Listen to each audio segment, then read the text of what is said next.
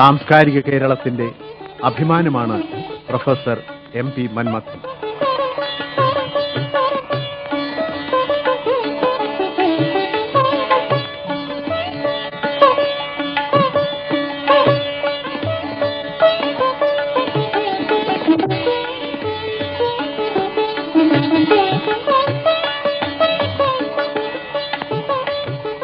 ജീവിതം ധർമ്മനിഷ്ഠമായ പ്രാർത്ഥനയാക്കിയിരിക്കുന്നു അദ്ദേഹം.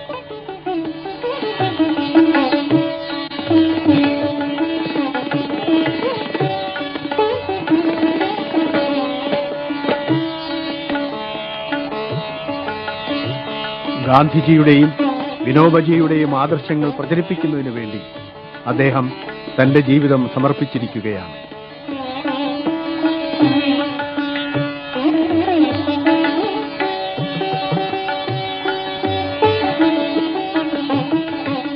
എൺപതാമത്തെ വയസ്സിലും ധീരനായ ഈ സാമൂഹിക പരിഷ്കർത്താവ് താൻ പ്രതിനിധാനം ചെയ്യുന്ന പ്രസ്ഥാനത്തിന്റെ വക്താവും പ്രയോക്താവുമായി ഒരു യുവാവിന്റെ ചുറുചുറുക്കോടെ യാതൊരു പ്രതിഫലേച്ഛയും കൂടാതെ കർമ്മനിരതമായ ജീവിതം നയിക്കുന്നു.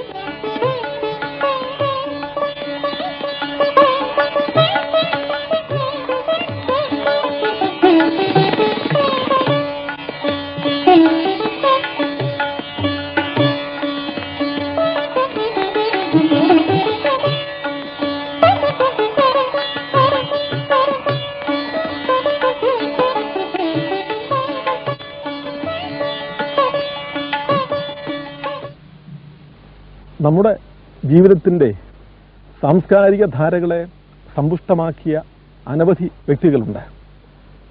അവരിൽ നിസ്വാർത്ഥമായ സേവനം കാഴ്ചവെച്ച ആളുകൾ വളരെ കുറവാണ്. മന്മഥൻ സാറിൻ്റെ പേരാണ് ഏറ്റവും ആദ്യമായി ആ നിരയിൽ വരുന്നത്. ആദർശവാദിയായ ഒരു ഗാന്ധിയൻ പ്രയോക്താവ് എന്ന നിലയ്ക്കാണ് ഭാഗ്യവശാൽ അദ്ദേഹം ഇന്ന് നമ്മുടെ തലമുറ അറിയുന്നത്. പ്രഭാഷകനാണ് അദ്ദേഹം. വളരെ ഉയർന്ന ഒരു കലാപ്രവർത്തകനാണ്, സാഹിത്യകാരനാണ്. ഗാന്ധിയെയും വിനോബജിയെയും ജയപ്രകാശ് നാരായണനെയും ഒക്കെ കർമ്മമാർഗങ്ങളിലൂടെ കേരളത്തിലെ മനുഷ്യർക്ക് പരിചയപ്പെടുത്തിയ മനുഷ്യനാണ്. ഇന്ന് അദ്ദേഹത്തിന് 80 വയസ്സ് തികഞ്ഞിരിക്കുന്നു. ഈ മഹാപ്രതിഭാശാലിയുടെ വിപ്ലവകാരിയുടെ ജീവിതത്തിൻ്റെ വ്യത്യസ്ത ഭാവങ്ങൾ യുവതലമുറയ്ക്ക് പരിചയപ്പെടുത്തുകയാണ് ഞങ്ങളുടെ ലക്ഷ്യം. അദ്ദേഹം പരക്കെ അറിയപ്പെടുന്നത് പോലെ ഗാന്ധിയനാണ്.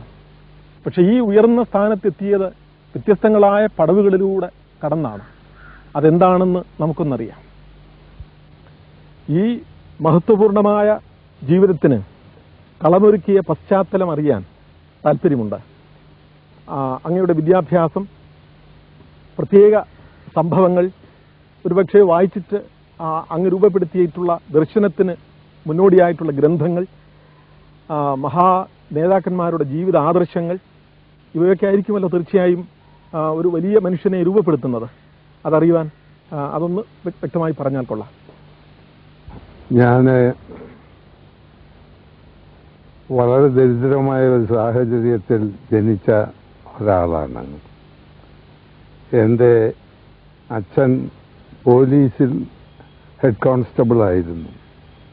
എൻ്റെ അമ്മ അത്ര വലിയ വിദ്യാഭ്യാസമൊന്നും ഉള്ളവളല്ലായിരുന്നെങ്കിലും തന്നെത്താൻ എഴുത്തൊക്കെ പഠിച്ച് രാമായണവും മഹാഭാരതവും CV രാമൻപിള്ളയുടെ നോവലുകളും ഒക്കെ വായിക്കാൻ പ്രാപ്തിയുള്ള ഒരു സ്ത്രീയായിരുന്നു എൻ്റെ അമ്മ. എനിക്ക് താഴെയുള്ള സഹോദരന്മാരും ഒന്നിച്ച് ഞാനും എൻ്റെ അച്ഛനമ്മമാരും പല ദിക്കിൽ ആയിട്ടാണ് ജീവിച്ചിരുന്നത്. സ്ഥലം മാറ്റം വന്നാൽ അങ്ങോട്ട് മാറുമല്ലോ. അതുകൊണ്ട് പല പള്ളിക്കൂടത്തിലാണ് പഠിച്ചത്. കോളേജിൽ പഠിച്ചത് ആലുവ യൂണിയൻ ക്രിസ്ത്യൻ കോളേജിലാണ്. കോളേജിലെ പഠിത്തം ആണ് വാസ്തവത്തിൽ എന്നെ വളരെയധികം വളർത്തിയത് എന്നാണ് എനിക്ക് ആദ്യമായി പറയാനുള്ളത്.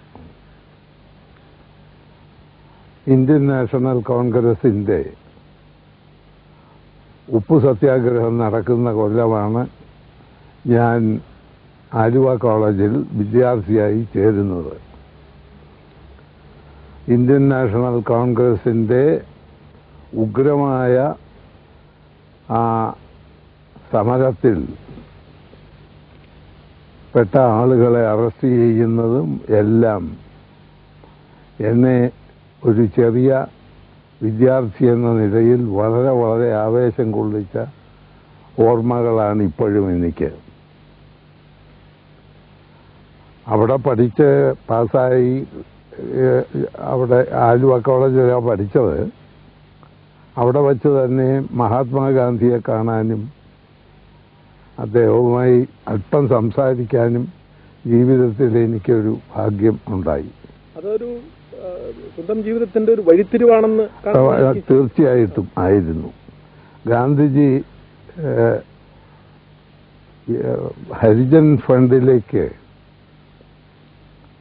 പണം ശേഖരിക്കാൻ വേണ്ടി ഒരു അഖിലേന്ത്യാ പര്യടനം നടത്തിയ വഴിയിൽ ആലുവയിൽ വന്നപ്പോഴാണ് ആലുവ മണപ്പുറത്തെ ജനക്കൂട്ടത്തിന്റെ മുമ്പിൽ ഗാന്ധിജി ഉയർന്ന് അങ്ങനെ ആ പ്ലാറ്റ്ഫോറത്തിൽ ഇരുന്നത് ഞാൻ ഇപ്പോഴും നല്ലവണ്ണം ഓർമ്മിക്കുന്നു.